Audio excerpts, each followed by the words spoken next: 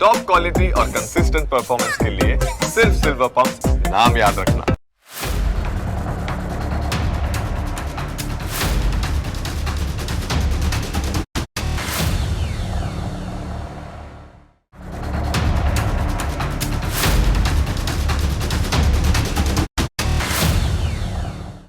ભારતની UPI digital payment system આખી દુનિયામાં વખણાય છે.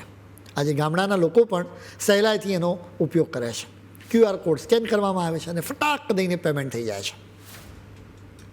હવે આવા ડિજિટલ પેમેન્ટને લઈને ચિંતા કરાવતા સમાચાર સામે આવ્યા છે.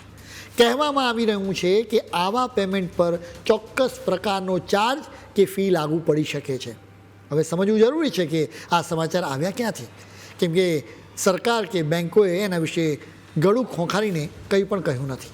હવે માની લો કે આ ચાર્જ કે ફી લેવામાં આવશે તો એ નાની રકમ માટે તો નહીં જ હોય.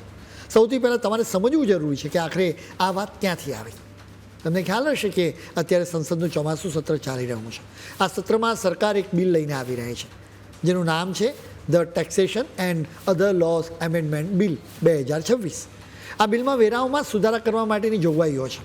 વેરાઓને લગતા 3 કાયદામાં સુધારા માટેની જોગવાઈઓ રહેલી છે, જેમાંથી એક કાયદાનું નામ છે payment and settlement system act 2007.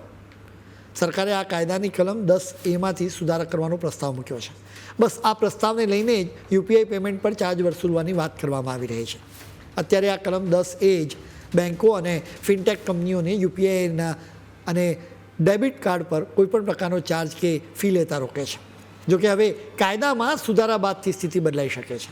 એના પછી બેન્કોને યુપીઆઈ પેમેન્ટ પર MDR લાગુ કરવાની પરમિશન આપવાનો સરકારને અધિકાર મળી જશે. સરળ ભાષામાં કહીએ ને તો આ સુધારા પછી યુપીઆઈ અને રૂપે ડેબિટ કાર્ડ પર ચાર્જ વસૂલવાનો રસ્તો ખુલી શકે છે. આખી વાતના કેન્દ્ર સ્થાને MDR છે, એટલે કે આ આખી બાબતને સમજવી પડે તમારે. MDR એટલે કે મર્ચન્ટ ડિસ્કાઉન્ટ રેટ. અહીં મર્ચન્ટ એટલે કે વેપારી, જેની પાસેથી તમે સામાન ખરીદો છો. હવે માની લો કે તમે દુકાનમાં જઈને એક વસ્તુ ખરીદો છો, તમે QR કોડથી એને સ્કેન કરીને પેમેન્ટ કરી દો છો.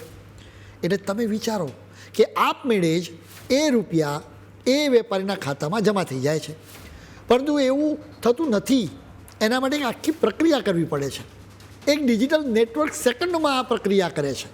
આ સુવિધા બદલ વેપારીએ બેન્કોને નાનકડી ફી ચૂકવવી પડે છે, જેને જ MDR કહેવામાં આવે છે.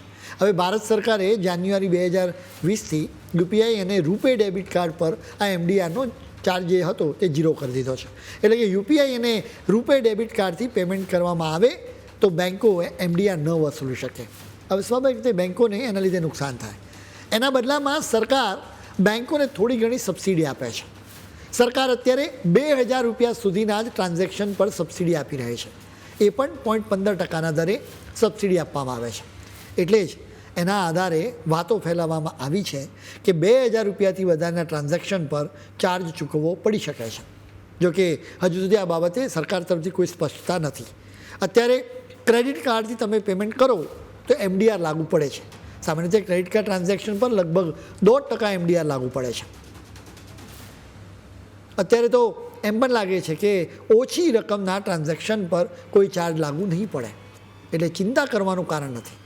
ભારત સરકારના એક બિલથી યુપીઆઈ ટ્રાન્ઝેક્શન લઈને ચિંતા થઈ ગઈ છે.